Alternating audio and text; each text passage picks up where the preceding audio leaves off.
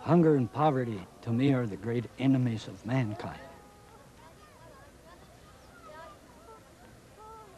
Having lived through the economic depression of the early 30s, I know some of this from personal experience, never to the same extent that I've seen in many third world countries, such as during the middle 60s, the hunger and famine of India and Pakistan, which left a dreadful impression on me that I carry with me today in many other parts of the world. The whole world has been shocked by recent famines, but outrage has often given way to feelings of hopelessness about the enormity of the problem. Africa is the hungriest continent, and nearly every statistic shows that the situation is getting worse. Yet all the technology is available for a revolutionary change in African agriculture, which can actually prevent the dreadful toll of famine. How this transformation can happen is shown by the work in Ghana of an international development initiative, the Sasakawa Global 2000 Agricultural Project. It is an important model for the future of how Africa can feed itself.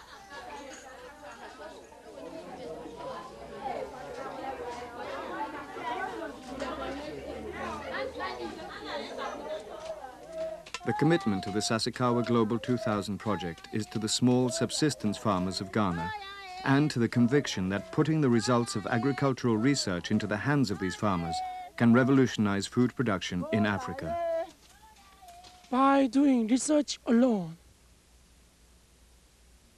it seems impossible to feed the hungry world. Whenever you have a good agricultural research findings, these should be brought to the farmers' field effectively. Whenever you go to International Research Institute, they say, we are here to feed the hungry world. Well, if their slogan is that, they should pay attention on the fact that how well their research results are being practically utilized on the farmer's land. Al-Hassan Youssef leaves for work with his sons from Busa, a small village near Wa in Upper West Ghana.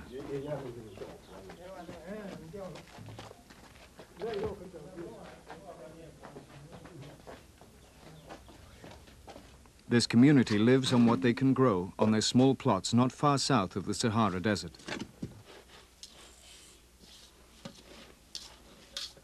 Staying alive has been a constant struggle against all the uncertainties of Ghanaian agriculture, like drought and poor soils. Until recently, life for their community was the same as it had been for generations. Without access to modern technology, they have developed sophisticated survival skills in a harsh environment. But now things are changing for their community, and they are the pioneers of this change.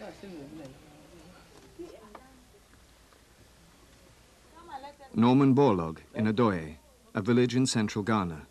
He has spent a lifetime using new technology to combat food shortages, and in 1970 he won the Nobel Peace Prize for introducing high-yielding wheat varieties to small-scale farmers. I tried to turn back time to how all of this started out. You see, this is closer to the soil than any of the cultures of the so-called industrialized developed world. And I guess back behind it all is the very fact that I'm able to understand many of these things, having been raised on a very small farm. And I understand the struggles of the people to try to improve their standards of living. He inspired a process which came to be known as the Green Revolution, which has dramatically increased agricultural yields in many other parts of the world. So why not Africa? This was a question which struck Ryoichi Sasakawa, a man who had become well known for supporting third world development through the Japanese Shipbuilding Industry Foundation, and who remembers that 50 years ago, Japan also had too little food.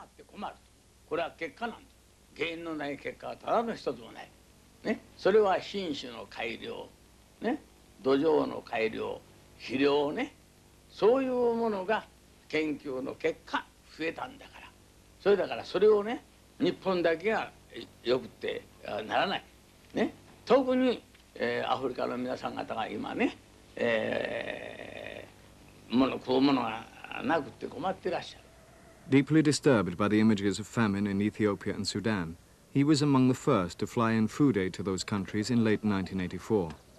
But he wanted to treat the causes of food shortage in African countries rather than just reacting to its consequences. So he got his office to contact Norman Borlaug to see what could be done. His public relations man.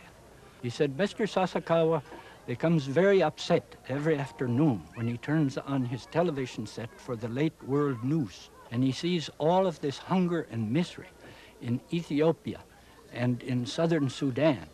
And he wants to know why something isn't being done about it, like was done in Pakistan and in India in the middle 1960s, when everyone said India and Pakistan are hopeless causes. And you and your group of scientists moved in and changed this situation dramatically. Devastated by the famines of the 60s, India and Pakistan had got together with scientists like Norman Borlaug to bring modern methods into agriculture. In a period of just 20 years, they had more than quadrupled production. In 1985, India gave a gift of 100,000 tons of wheat to the government and people of Ethiopia.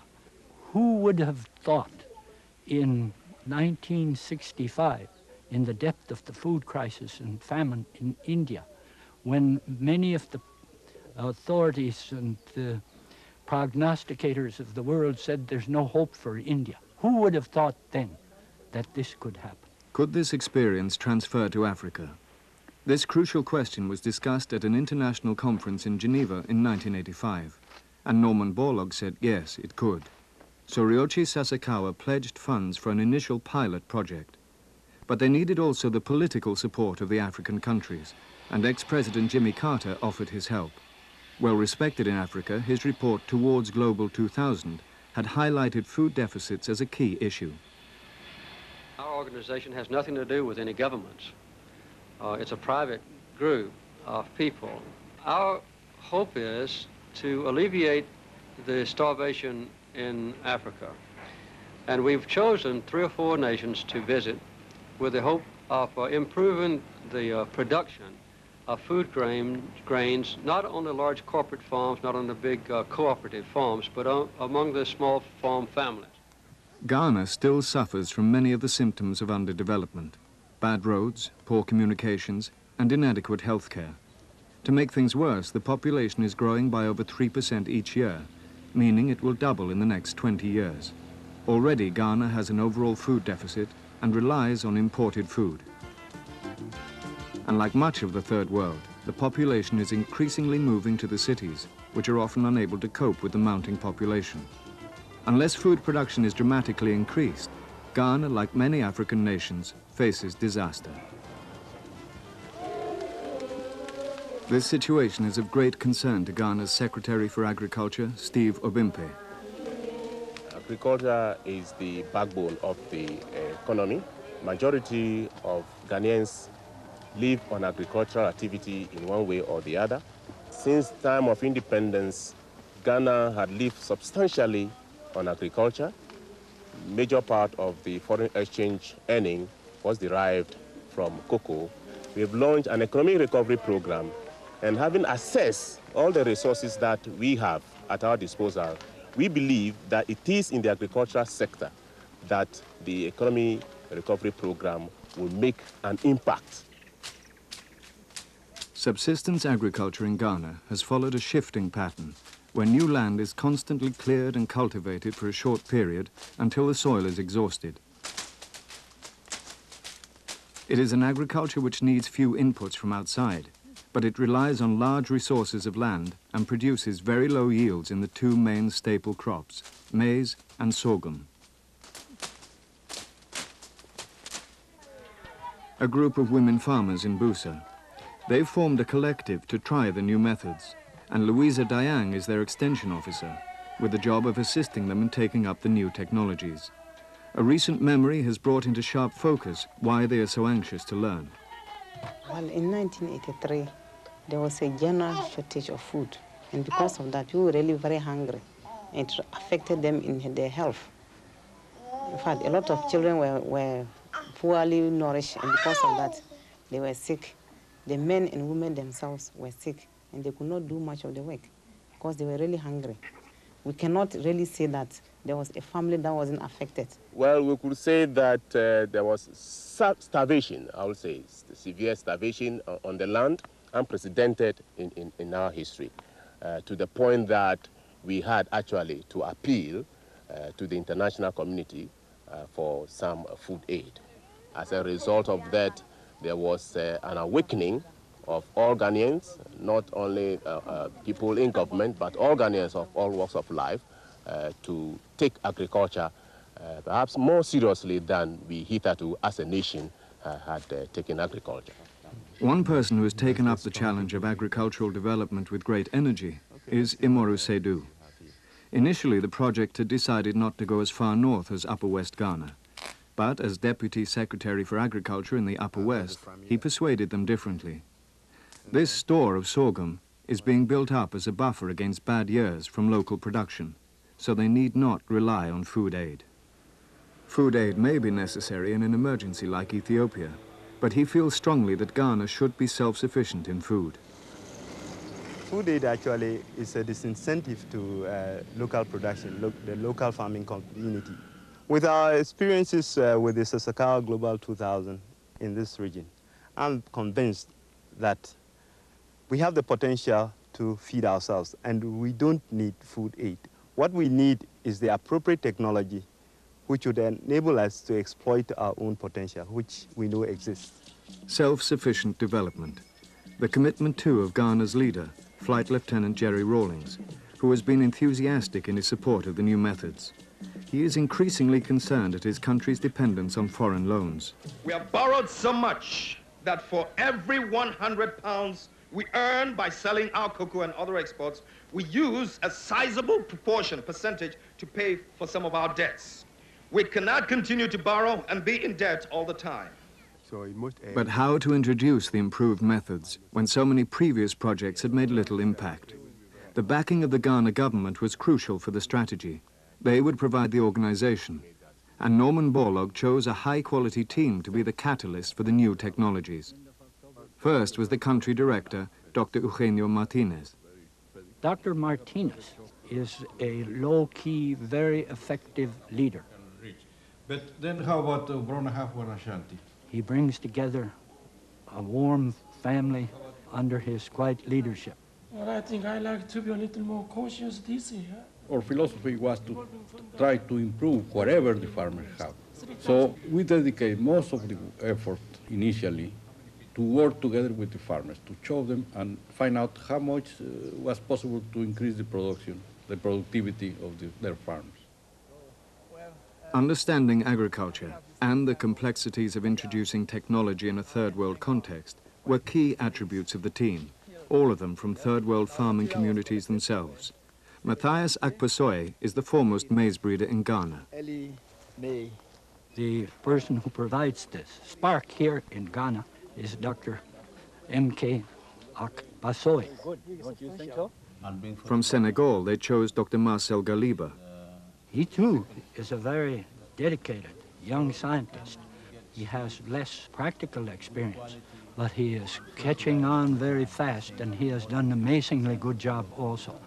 And the willingness of extension people. And from South Korea, Dr. Chong Woon Hong. Spend, something like even 100,000. Dr. Hong, first of all, is a very talented agronomist. He knows soils. He knows how to restore fertility to infertile, worn-out soils. He is what I call an integrator. He can put the pieces together. But more important than any other is his enthusiasm. Enthusiasm and a positive outlook is very important when you're trying to transform a traditional society. We are planting the crop into the soil. The reason why we are doing that is that soil will supply the plant nutrient to the crops. Now, but in many places, soils are not fertile enough. Mostly in the tropical soils, particularly, they are lacking in nitrogen, phosphorus mostly. Now, then in such a soil, if you try to plant something and expecting some reasonable yield, you should apply some nutrient by whatever means. Much of the countryside in Ghana looks green, particularly now in the rainy season. But the apparent fertility is an illusion, depending as it does on a complex and fragile system of trees and plants which do not produce food. In reality, the soil is very infertile, and producing crops is a constant struggle against barren land. So some sort of fertilizer is essential. You can think of organic matter or chemical fertilizer. Then many people are arguing that in the tropics, farmers are so poor, the use of chemical fertilizer may not be appropriate. But use of organic matter is also inappropriate in this circumstance because there is no organic matter. Usually the organic manure is coming from animal droppings. Here, they do not have enough food to feed human beings. How can they feed the animals? If you do not have animals, how can you get animal droppings? If you do not have animal droppings, how can you have organic manure? If you can get better results, why should we hesitate to recommend the chemical fertilizer? Even if organic manure were available, to provide as much nitrogen as a single bag of fertilizer like this, you would need about 30 bags of animal manure. For this maize farmer, one 50-kilogram bag of fertilizer is quite enough to carry. So for many reasons, chemical fertilizer is the only feasible solution.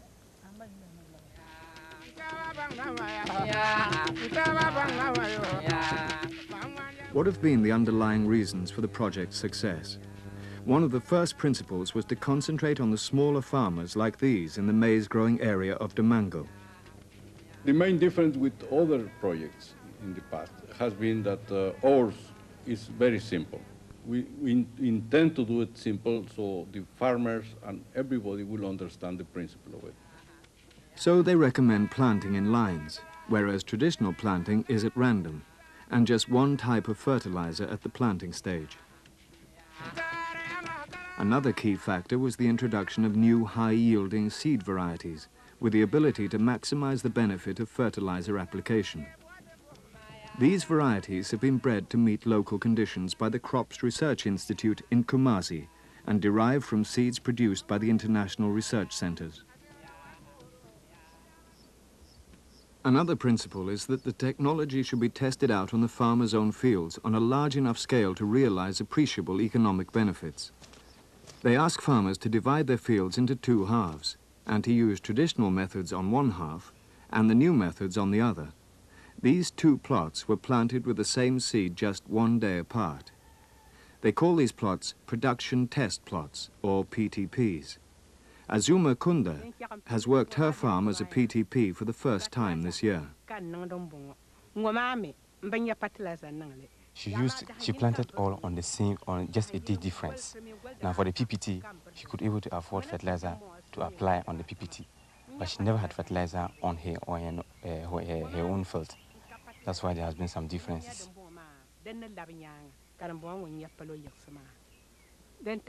She says that the project has been very beneficial to her, and she thinks it's good. That's her impression about the project. This astonishing yield response to fertilizer is one of the reasons for the project's success.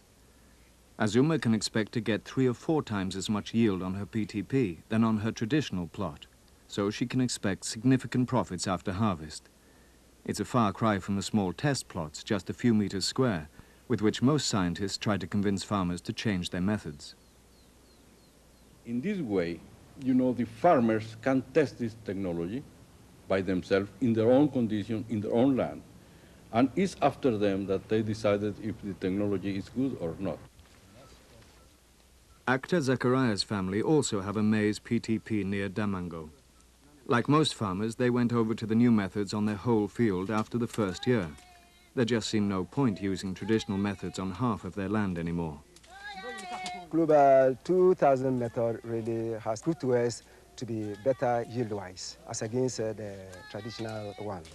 From a test or experiment we've carried out as farmers, we realized that the traditional method really does not give a very good result as against the Global 2000. For instance, When I had a trial, indeed, I had 21 bags from the Global 2000 method as against 8 bags from the traditional method. This is why I want to impress upon you to go by the Global 2000 method. The new methods mean that farmers get on average 2.5 times the yield in maize and 3.5 in sorghum.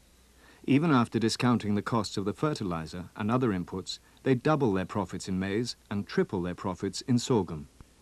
With these sort of improvements, it's not surprising that actor Zakaria is so enthusiastic, along with other project pioneers like Al-Hassan Youssef, J.N. Bana, and Al-Hassan Samsadin.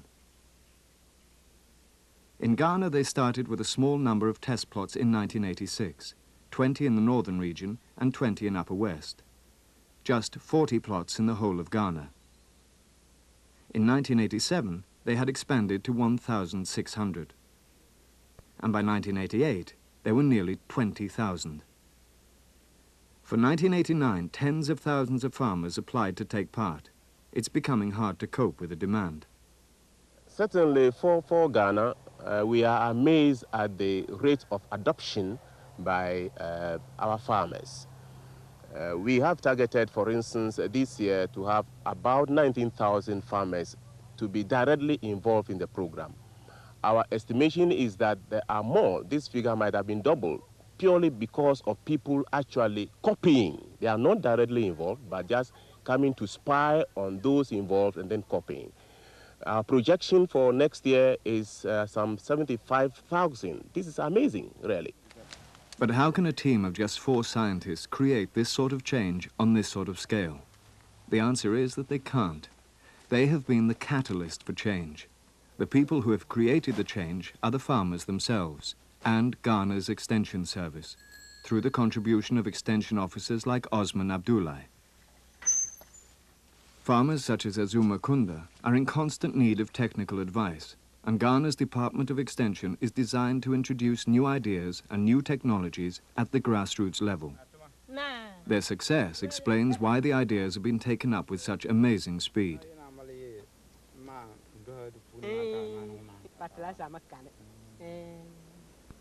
But of course, nothing could be accomplished without weaving in the entire extension service, giving them the technology, showing them how to demonstrate it, first on dozens of farms and then spreading it each year to more and more farms. They are the real unsung heroes. The extension people and other officials of the Ministry of Agriculture of the government of Ghana have been the leaders on the firing front that have moved this so-called revolution in maize and sorghum production forward at an amazingly fast rate. How's your farm? We are doing well. One group of farmers who started last year with the new methods is the group of women farmers from Busa in Upper West. To work together as farmers, they have had to challenge not only a difficult environment, but also some of the traditional beliefs that women shouldn't farm crops like sorghum. Really, the whole problem is that certain times some traditional beliefs or activities must be broken. So for African women, I would say that the best is to get educated and then come out and also work, because I don't see anything or any barrier as regards to women coming out to grow this kind of food crops.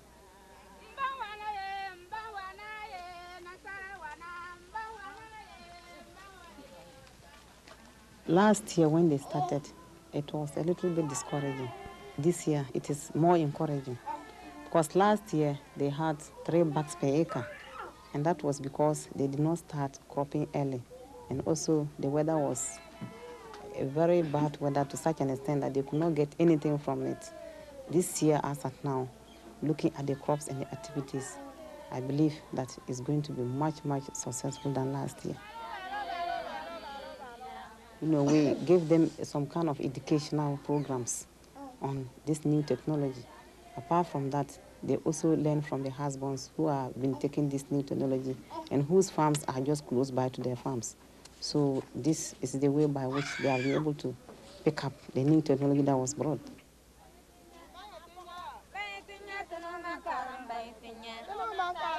When we compare the fields, we can see that even some of their women farms are much, much better than that of the men. because they really are very concentrated in the farms and they work very hard. Farmers need to become more knowledgeable and more self-reliant, and this is underlined by another of the project's basic principles. They give nothing away for free. What I don't get physical cash to pay to buy the fertilizer, but this Global 2000 helps me by supplying me the fertilizer, and then when I finish the work at the end of the year, then I pay. When I came here for the first time, and we met, one chief, and he asked us, what are you going to bring to us? Are you going to bring to us some car, some fertilizer, or tractor? Well, it was a very difficult question for us to answer promptly, but somehow I volunteered and answered. We are not going to bring anything free. No fertilizer, no car, no tractor. Then he said, then what are you going to give us? And I said, we are going to bring our heart and our experience. I have a 22 years experience. That experience and my heart I'm going to bring to here and to work with you. Not help you simply, but to help you yourself. Initially, the project underwrote all the loans of fertilizer and improved seeds themselves, but their main aim was to stimulate a self-sustaining change. So together with the Department of Extension, they soon turned to other sources of credit. But would the banks lend to poor farmers? We poor farmers cannot get credits in the banks, simply because when you go to the bank for money, in fact, these officers will not look you because you have nothing with you. Only this money has been given to the richest farmers because they are well-to-do. But is Sakan Nsinwala right? Awutu Kati is the manager of the local branch of the cooperative bank. Bankers very rarely have enough confidence to lend to peasant farmers, and it's not often that they go out into the fields to visit them. But it's been one of Imoru Sedu's achievements to persuade the more progressive bankers to see for themselves what's happening. First, with the inception of the program, we've taken bankers to the field to see what is on the field. I think that's what the bankers need mostly, to be assured that whatever happens, they will be able to recover what they advance to the farmer as a loan. The first time you started the job, did you get any assistance from anybody? Or you started by yourself? No, from these extension officers. The extension officers? Yeah, they come from what to help me. Did they give you money or? No, they don't give me physical money, cash, but they help me by plowing the field for me. I see. At the end of the year, then I pay. You said they gave you assistance in by plowing, land preparation. How about the other inputs like fertilizer, seed, and other things? How did you get them? They supply me still. They give you the money, they buy for it, or you think they get assistance also from somebody to help you? I think they get assistance from somebody. Where? Well, have you ever been told about it? It is the duty of the extensionists and, for that matter, Global 2000 to educate the farmer to know that it is the banks that are sponsoring them and not Global 2000 as such, because some of them have the impression that Global 2000 is having a lump of money where we can chip it off and give it to the farmer and do anything to like with it.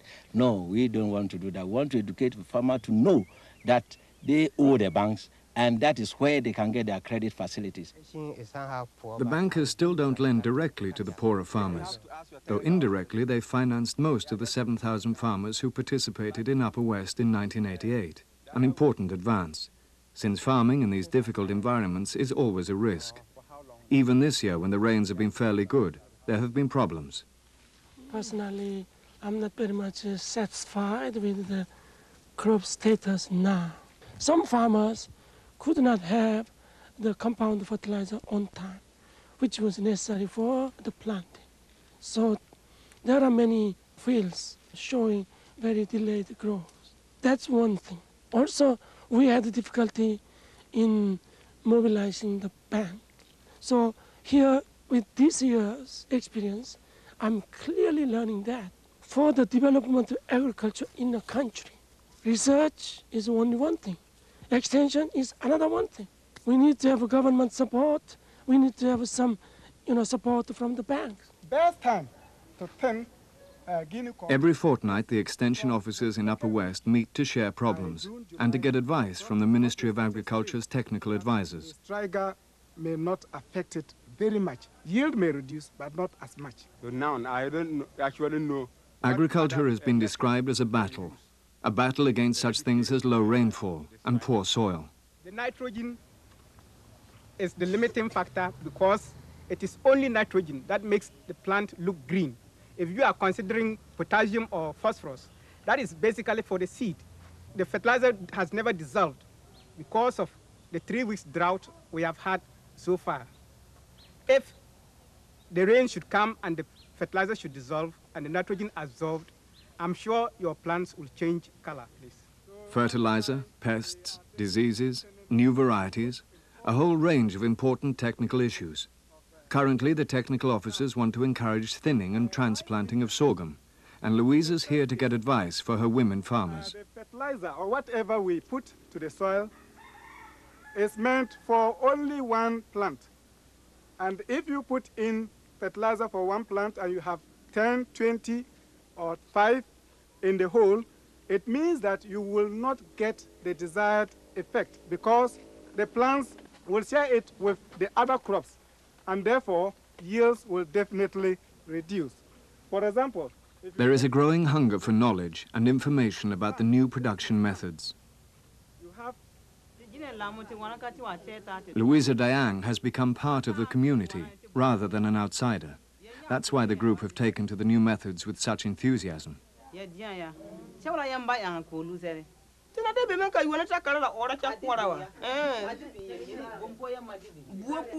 Introducing fertilizer has stimulated the adoption of a whole range of other improved techniques.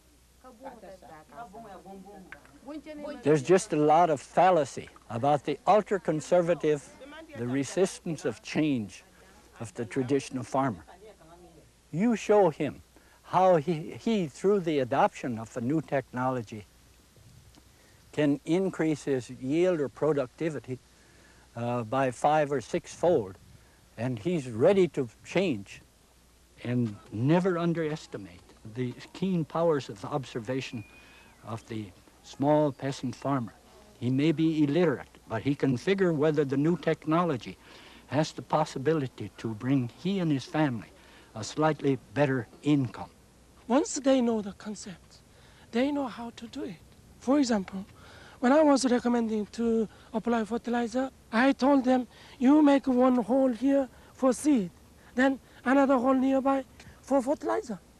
Some people will complain this will be very difficult and complicated, but some farmers eventually invented some very simple tool to make 2 holes at one time so that they can put 1 hole seed, 1 hole fertilizer.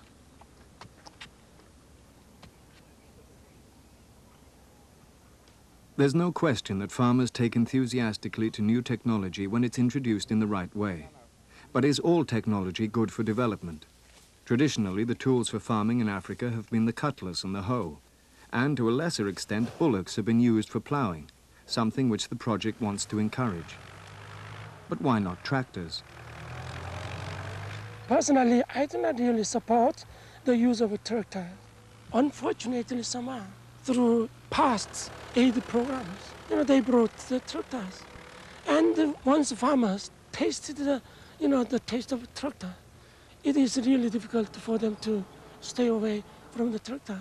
I mean, they are using the cutlass and hoe, and suddenly they are jumping to tractor. I think this is not a healthy approach at all. When you have tractors, you should have some kind of supporting systems. Many countries, you go around the countryside, you will see these monsters are just simply laying down in the field because of missing of a small part. And the tractor is very expensive. If foreign aid stops, it will not move at all. It will be wise to follow step-by-step improvement technology. So I don't like to use the word green revolution. I would say technology evolution that will be more in a wise way for this country. My own personal view is that research, experimentation, to develop new technologies is the first step along the way towards production. But there are many scientists who believe that if research is well done, that automatically this will reflect in higher yields and production. This is not necessarily true. I long ago decided that we had to move these results onto the farm as soon as there was available the pieces to put together to make a sizable change in yield and production. This was done in Mexico when there was no extension service. We in research did it, and it became a part of our philosophy. And I am very impatient with those who think that a good piece of research automatically produce more food. We need to learn new things all the time. But at the same time, I think, in case of agricultural science, doing research alone should not be meaningful. I know there are many scientists who want to remain in the laboratory and continue the research. But I think there should be some people who really is interested in bringing the message, sleeping in the library, to the farmer's very land. Just one example of the project's commitment to bringing research results into the field is their involvement with the production of a new variety of maize called quality protein maize here in Sunyani. The idea is to improve the nutritional value of maize. This is the Well Baby Clinic in Sunyani.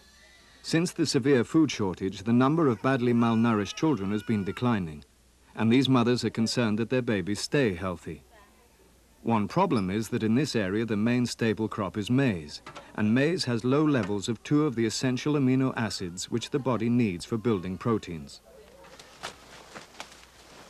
Scientists discovered a gene which could increase the amount of the deficient amino acids in maize. The result was a variety with protein quality close to milk. When the value of protein quality maize was recognized in about 1964, there was an euphoria throughout the world where maize breeding was well advanced, and they thought that they would incorporate this very rapidly into the improved maize varieties as a premium for nutrition. But initially there were problems. The kernels were soft and were susceptible to attack from insects and diseases. It took nearly 20 years of plant breeding to eliminate these defects. I think this is a major breakthrough and will start a revolution in nutrition in this country, because the majority of the people depend on maize as a major diet. I'm looking forward to the future as a new revolution if this new variety will replace the ordinary maize in this country. Then we shall be having children who will grow very fast, intelligent, and healthy. The first step for Ghana's successful technology evolution has been the introduction of chemical fertilizer, which depends for its manufacture on non-renewable petroleum products. In the long term, what will guarantee that the system is sustainable in the environmental sense? I object to some of the ideas that I constantly hear being proposed by certain narrow-minded individuals in the affluent nations that in essence say, don't upset status quo in the third world countries. Don't introduce modern technology into agriculture because it's not sustainable, while they themselves are privileged to be utilizing vast quantities of non-renewable resources for their own and their own society's personal benefits. I'm firmly committed to using the best technology that's available at any given point in time. It's a luxury to wait until you have something better. As soon as you have something that has the potential to produce more food and that it can be done with reasonable levels of risk, put it into operation on farms, never waiting for the perfect. And with the population monster relentlessly pushing forward, 85 million more people every year on a worldwide basis. That means approximately 164 more people every minute. There's no time for status quo. But it's no use advising farmers to use fertilizer if it's not available, and there have been problems. I don't think we have made any success yet. If our target is the achievement of a green revolution in this country, I think we have made only small, good start. Hey, watch yourself. Real problem is now starting. This year, we planned to work with 10,000 farmers. In fact, more than 10,000 farmers expressed their intention to work with us. But we could not achieve that target. That itself tells that in the system, there is a problem. There is a grand problem. One of the consequences of the project is that it puts increasing stress on the whole system of delivering agricultural inputs. For fertilizer, a major new development is to use the Volta River to overcome the severe transportation difficulties in Ghana. But there's a lot more still needs to be done if the program is to reach the majority of farmers. We are looking at creating a favorable atmosphere within which agriculture will grow. By this, we want to address the 4 essential issues of incentives, infrastructure, input, and institutions. By way of institutions, we want to strengthen our capability to deliver, the delivery system. Infrastructure, we want to be sure that when our farmers use these inputs to produce, we are able to move the produce to the marketing centers, and therefore we are talking about improvement in road conditions. A more efficient distribution system is also being set up from local centers to provide the inputs and supplies the farmer needs to implement the new methods. And when production increases, a whole set of new problems arise which need government action. Storage facilities, both in the villages and in regional centers like this, are essential to prevent all the surplus production being dumped on the market straight after harvest.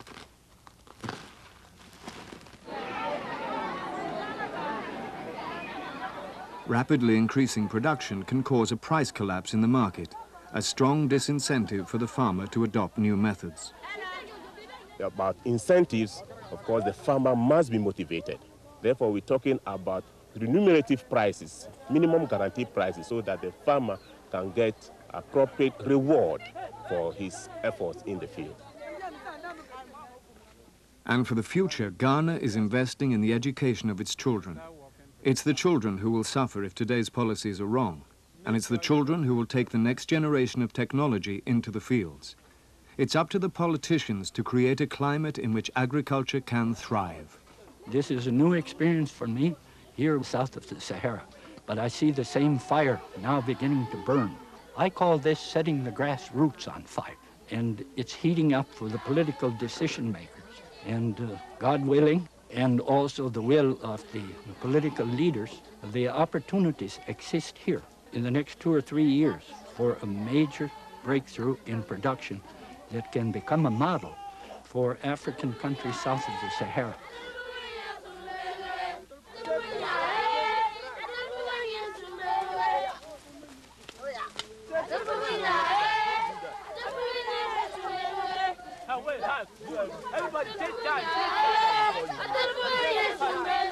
I personally cannot live comfortably in the midst of abject poverty and hunger and human misery. If I have the possibilities of, even in a modest way, with the help of my many scientific colleagues, of doing something about improving the lot of these many young children for their generation.